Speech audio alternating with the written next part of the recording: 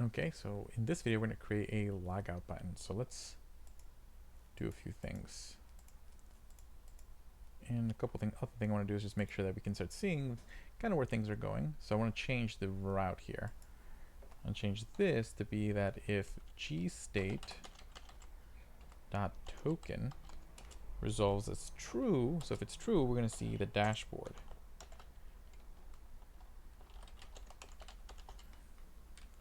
Okay, and then if you're not logged in, so the token will be null, that's when you'll see home. This way we can actually see the difference in words, and then later on we'll replace this with a dashboard component, and we can replace this with a home component. And again, this will render one of those two components depending on whether you're logged in or logged out. Neat. Okay, so save that. So yeah, I technically don't really think I need this then. We'll just comment that out for now. Okay, so what we do need is a logout button. So that should probably be part of the navigation. So let's go to header. And then we're going to do is make this conditional.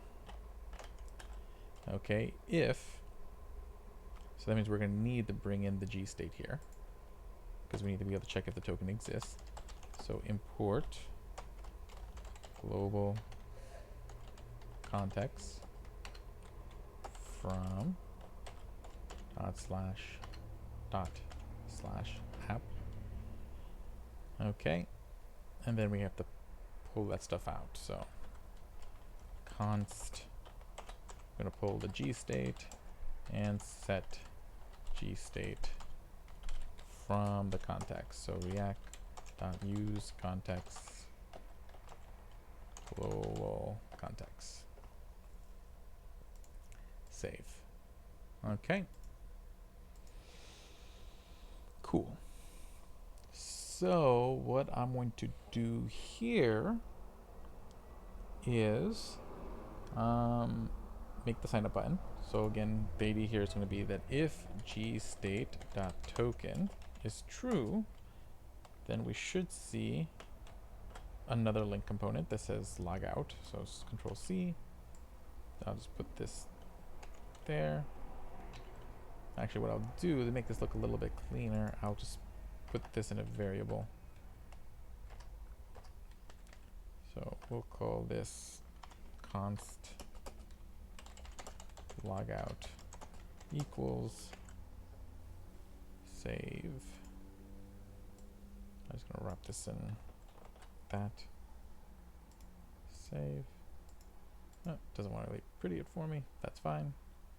Oh, because I got to fix that first. So if that is true, then just use logout. And if not, don't show anything. Okay, now if I save this, will you make it? Yes, thank you. Logout. Okay, and really, this isn't going to do anything. This link is just not going to go anywhere. I just want it to look like the other links. And what this will do is have an on-click function. Let me think here. Can it's something I can just do in a basic arrow function? I think I can. So all I want to do is the following.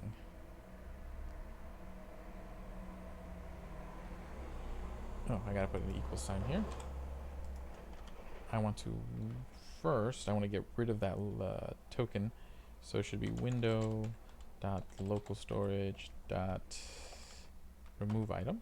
So we'll remove token from local storage. And then we will set the gstate. And again, do an object, keep everything that's currently in there. So gstate. But we're going to change the token back to null. Okay, save. So now this logout button, which has this on-click function, when I click on it, should appear if the token exists, but not if it doesn't, because you're not logged in. So let's test it out. So let's go back to the main page. Let's refresh. Let's click on login. test one, cheese. I click login. Okay, and that's not exactly how I imagined that would happen. I mean, I logged in, that looks fine. Oh, oh no, the login didn't, password does not match. Oh. Test one, cheese. Wasn't that the password? Yep, there we go. And then we go. So there's the logout button. And see, now we see dashboard here. Cool. So it works. And now let's see what happens if I click on logout. Oh, I'm logged back out. So that works. Nice. Okay. So now that we have the ability to log in and log out, now we can actually start building out that dashboard component. So that way you can actually start adding and subtracting notes. Okay. So we got that out of the way. Cool. I'll see you guys later on.